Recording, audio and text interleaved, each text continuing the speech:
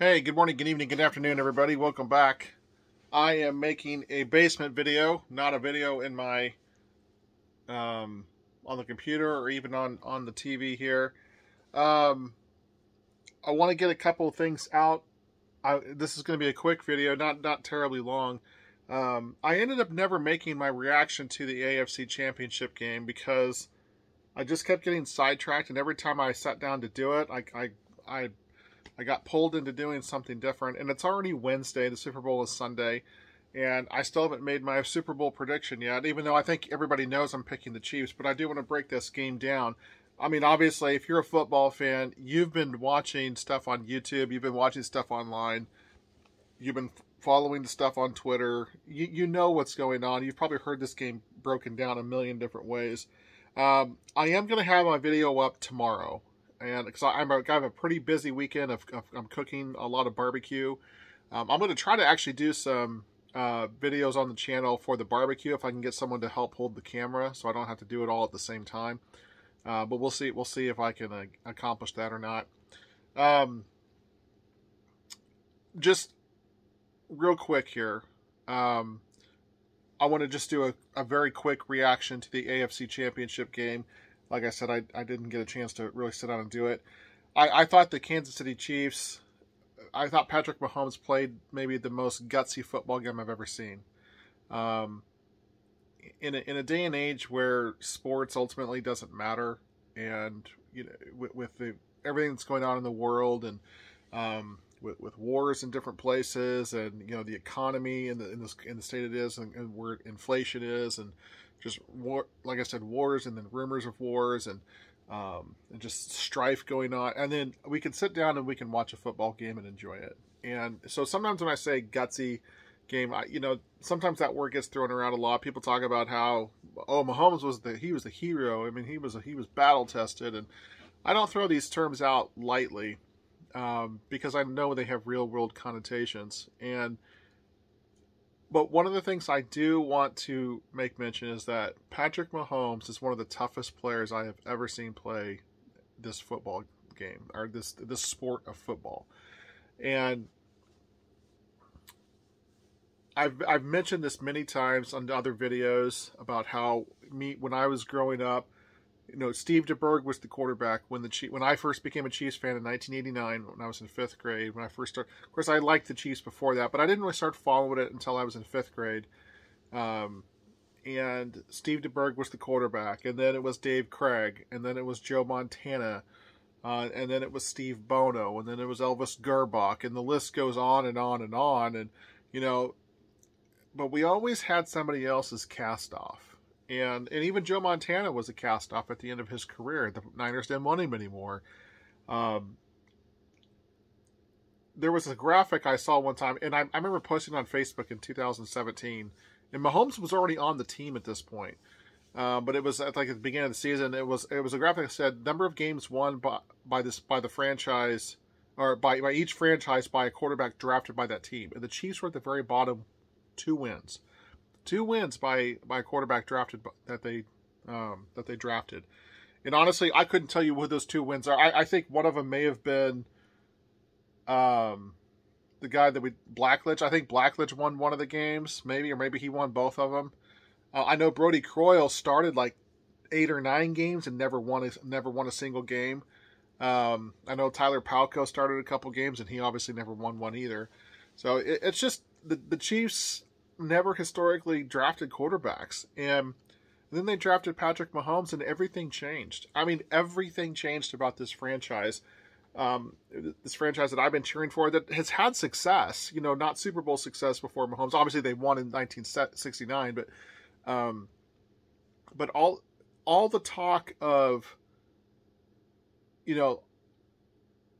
the defense first teams, and let's run the football, and let's get the sacks, and let's have the best tight end. Well, they have the best tight end right now anyway, but all these things that like Marty Schottenheimer tried to do, and Gunther Cunningham, and ultimately it built good teams, but it didn't build a great team. It didn't build a team that could win the Super Bowl, and maybe the Chiefs got unlucky a couple times, but when you have the best quarterback on the field, when you have the best quarterback in the matchup that you're playing, you're going to win most of those games.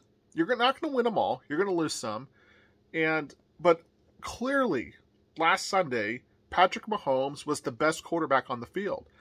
There was all this talk about Joe Burrow. Was Joe Burrow going to eclipse Mahomes?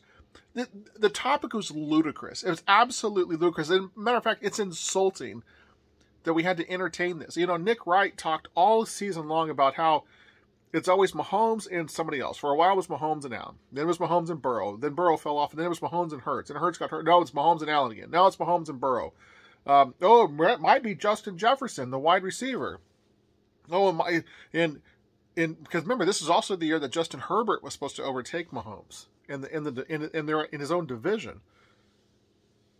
Patrick Mahomes has proven, regardless if the Chiefs win this Sunday against the Eagles or not, he has proven he is the best quarterback in football, regardless of what social media says. He is the best quarterback in football. No one's going to catch him until he retires. I mean, you can say, well, Matt, if he loses this week, and then what if Burrow goes out and wins 2 of the next 4 Super Bowls? The Bengals aren't getting to 2 of the next. They're not getting to, they're not doing that, okay? I've seen Joe Burrow play in big games, and he does not come through. You say, well, he made 2 straight AFC championship games, and he also made a Super Bowl. You know what? But it was not on the back of Joe Burrow. Go back and watch those games. Go watch the highlights. Go look at the box scores. If you're a box score guy, I personally would rather watch the highlights and watch plays and then look at the box score, because the box score doesn't always tell you everything. If you look at the box score of Super Bowl 55, you would have thought Patrick Mahomes cost his team the football game. Mahomes played his guts out in that game. Left everything on the field. His team let him down. His offensive line let him down. His receivers let him down. Even with the crappy offensive line, Mahomes should have had 3 or 4 touchdown passes that were literally dropped. The guy left everything on the field. That game could have been completely different if his receivers would have caught some passes. It was an absolute joke what his receivers did not do in that game. Anyway, going back to what the Joe Burrow comment, I really do think that Mahomes is not even in the same universe. I mean, he's in a different universe than Joe Burrow. Absolutely. And I think like what Nick Wright was talking about, in his show a couple different times, I do think Burrow is the second best quarterback in football. I think he's clearly better than Josh Allen. I think Josh Allen in 2 years is not going to, well, I'm not going to say he won't be in the league, but Josh Allen, once you get hurt, once running quarterbacks get hurt, they stay hurt and they don't get better. So anyway, that's kind of what I thought. I thought Mahomes played a tremendous game, especially the amount of receivers that the Chiefs lost in that game. And, not only did they lose 3 wide receivers in the game, but they also lost, Willie Gay. They lost L'Jarius Sneed on the 3rd snap of the game. And the rookie cornerbacks, the job that those guys did, absolutely incredible on those 3 wide receivers of Cincinnati. And I think didn't Boyd get hurt in the game? I think he got hurt in the second half and then didn't come back. But still, I mean, those guys were tremendous. Chase and Higgins, they both made some unbelievable catches. That, Higgins, that touchdown pass that he caught and that, that Burrow high pointed, to him there in the corner of the end zone, just unbelievable. I mean, just, that guy's a tremendous talent. And, when he hits the market here in a year or two, he'll have the option to, obviously go free agent or stay with the Bengals. If he goes to the open market, holy cow, he might be the most expensive wide receiver of all time. So anyway, I thought the Chiefs were the better team. I think the game should have been a little more lopsided than it was. Obviously the Chiefs selling for field goals on the first 2 drives. That's a difference of 8 points right there that the Chiefs didn't have. You give them those 8 points and it's 31-20. It's an 11-point game.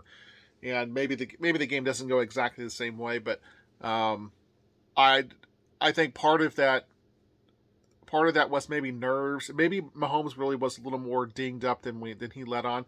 But what a game that he played on a bum ankle. Maybe it's not a bum ankle. He could still get around on it, but he was definitely a lot better than I think a lot of people gave him credit for. But credit also to the Bengals for playing tough and holding the Chiefs to 23 points.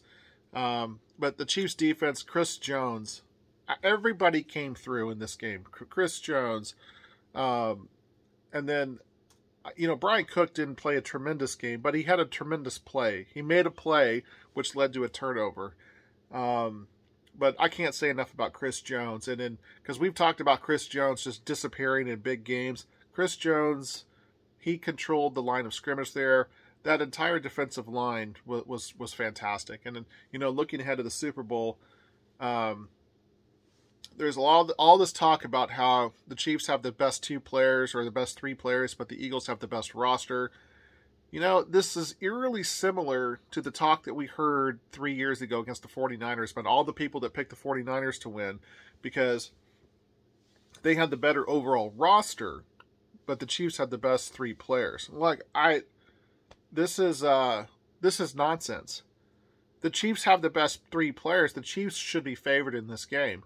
And I think the Chiefs are going to win this game. We'll break down more of the Super Bowl matchups, and I'll get a nice big long video that I have people criticizing me for on Facebook for, even though I put chapter links in there. So, whatever, man. If you don't like my long videos, don't watch them. I do have the Madden simulations out there. The Chiefs won 13 of the 20 games. Thought that was interesting. They had won 8 or 9 of it in a row at one point. The Chiefs had, and the Eagles won the last. They won 4 of the last 5 to make it look a little more closer. But again, I was wanting to do 20 games, and but yeah, the Chiefs won 13 of the 20, and they definitely showed that, at least in the Madden game, that, and several of those were blowouts. And I think the avenue for this win in a blowout to me is in the NFL is by 14 points or more. People say, "Oh no, it's got to be by 20 points." No, two full touchdowns by 14 points. I consider that a blow, especially in the Super Bowl. And can the Chiefs blow out the Eagles? Absolutely. I don't see the Eagles having really too much of a shot at blowing out the Chiefs.